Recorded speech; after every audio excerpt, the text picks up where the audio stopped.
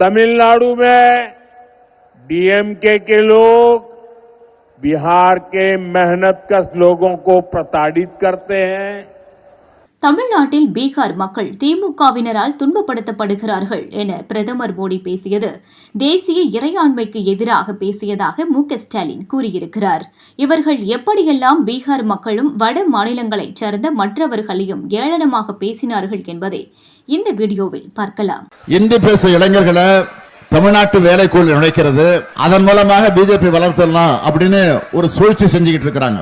அதுக்கு இங்க இருக்கக்கூடிய பழனிசாமி கும்பல் வேண்டுமானால் வேடிக்கை பார்க்கலாம். ஆனால் திமுகவோ தமிழ்நாட்டு மக்களோ அதை வேடிக்கை பார்த்துக்கிட்டு இருக்க மாட்டாங்க என்பது மட்டும் அழுத்த நிறுத்தமாக நான் இங்கே குறிப்பிட்டு காட்ட கடமைப்பட்டிருக்கேன். இன்னைக்கு நம்ம என்ன சொன்னோம்? தமிழ் படிங்க, ஆங்கிலம் படிங்க. படிச்சோமா? இன்னைக்கு பாருங்க, கூகுளோட தலைவரா சுந்தர் பிச்சைன்னு ஒருத்தர் தமிழ்நாட்டை சேர்ந்தவர். அவர் ஹிந்தி படிச்சிருந்தா என்ன பண்ணிருப்பாரு? செங்கல் வச்சு வீடு கட்டிட்டு இருப்பார். இன்னைக்கு கூகுள் தலை சிறந்த நிறுவனத்தில் தலைவராக இருக்கிறார்.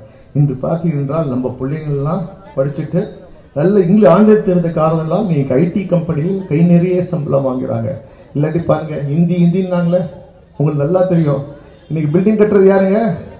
இன்னைக்கு பாருங்க, எல்லா வேலையும் யூபியில ஹிந்தி மட்டும் படிக்கிறவன் தான், பீகார்ல ஹிந்தி மட்டும் படிக்கிறவன் இங்க தமிழை கத்துக்கிட்டு இன்னைக்கு நம்ம வீடு கட்டி தரான், சாலையை பிறக்கிறான், கக்கூஸ் கழுவுறான். இதாங்க ஹிந்தி படிச்சாங்க. இந்தி எதிர்ப்பு, இந்தி என்ன செய்யும் என்றால் நம்மளை சூத்திரனாக்கிவிடும். பீகார்காரங்களுக்கு நம்மளோட முன்னெல்லாம் கிடையாது. ஆனால் பீகார்காரங்க 4000 பேர் நமது பொன்மலை வச்சு அவங்க வேலை செய்யறாங்க. லலித் பிரசாத் என்ன பண்ணாரு, ரயில்வே எக்ஸாம் வச்சு அந்த எக்ஸாம்ல எல்லாத்தையும் காக்கி சொல்றாரு. நீங்க போக கடைசியா ரயில்வே கேட்ல பாருங்க, பூரா வெளி மாநிலத்துக்காரங்க எல்லா ரயில்வே கேட்கலையும் இருக்கிறாங்க. அவர் கலைச்செல்வன் சொல்றது 100 உண்மை. மத்திய அரசு பணிகளிலே நமக்கு சிறந்த நாம் சொன்னாங்க ஹிந்தி படிச்சா வேலை கிடைக்குதா? ஹிந்தி நம்ம ஊர்ல கோயம்புத்தூர்ல போய் பாருங்க, பான்பூரி வச்சுக்கிறோம், எந்த கடை யாரு எல்லாம். இந்தியாவிலேயே தமிழகம் தலை சிறந்து நிற்கிறது என்று காரணம் அதற்கு திராவிட இயக்கம் தான் காரணம்.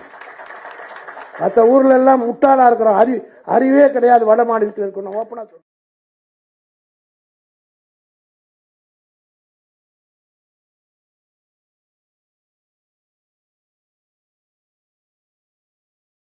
மாநிலத்தவர் தமிழகத்தில் செய்யும் வணிகத்தில் வரி முறைகேடு செய்கிறார்கள் என்று குற்றம் சாட்டிய அமைச்சர் மூர்த்தி அவர்களை தமிழகத்திலிருந்து அப்புறப்படுத்த தமிழக வணிகர்கள் முன்வர வேண்டும் என்றும் கேட்டுக்கொண்டார். பின்னர் செய்தியாளர், தமிழ்நாட்டு இளைஞர்களுக்கு வேலைவாய்ப்பு வழங்க வேண்டும், தமிழக அரசு இதில் கூடுதல் கவனம் செலுத்த வேண்டும். அனைத்து பணிகளுக்குமே இப்போது வட இந்திய மாநிலங்களில் இருந்து ஆட்களை இறக்குமதி செய்கிற போக்கு அதிகரித்துள்ளது. அது மட்டுமில்லாமல் வந்தவர்கள் அப்படியே இங்கு தங்கி விடுகிறார்கள். அவர்களுக்கு ரேஷன் அட்டை வழங்குவது மட்டுமில்லாமல் வாக்காளர் அட்டையும் வழங்கப்படுகிறது. தேர்தல் நேரத்தில் இது கடுமையான பாதிப்பை தமிழ் உணர்வுள்ள இயக்கங்களுக்கு, தமிழ் தேசிய பற்றுள்ள இயக்கங்களுக்கு அல்லது திராவிட அரசியல் பேசக்கூடிய கட்சிகளுக்கு கடுமையான பாதிப்பை ஏற்படுத்தும் என்பதையும் விடுதலை சிறுத்தைகள் கட்சி கடமைப்பட்டிருக்கிறது.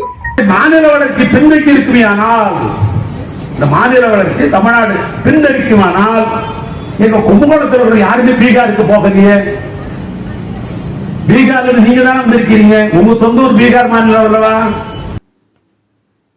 பீகார் உள்ளிட்ட வட மாநிலங்களில் இருந்து பிழைப்பு தேடி தமிழ்நாடு உள்ளிட்ட தென் மாநிலங்களில் குறைந்த ஊதியத்துக்கு பணியாற்றுகின்றனர்.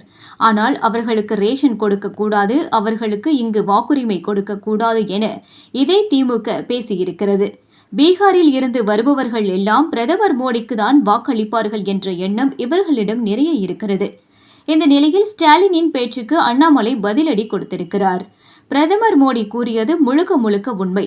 தமிழக அமைச்சர்கள் பொன்முடி, TRB ராஜா, MP தயாநிதி மாறன், R ராசா தொடங்கி கடைக்கோடி திமுக நிர்வாகிகள் வரை பீகார் மக்களை ஏளனமாக பேசியதும், அவர்கள் மீது தாக்குதலுக்கு தூண்டுவதைப் போல பேசியதும், தமிழக மக்கள் அறிவார்கள் என குறிப்பிட்டுள்ளார். எப்படி திமுகவினர் தமிழகத்தின் அவமான சின்னமாக இருக்கிறார்களோ அதேபோல பிரதமர் அவர்கள் திமுகவினரை குறிப்பிட்டதை தமிழக மக்களை குறிப்பிட்டதாக மடைமாற்ற முயற்சிப்பது ஸ்டாலின் வகிக்கும் பதவிக்கு அவமானம் என அண்ணாமலை குறிப்பிட்டுள்ளார்.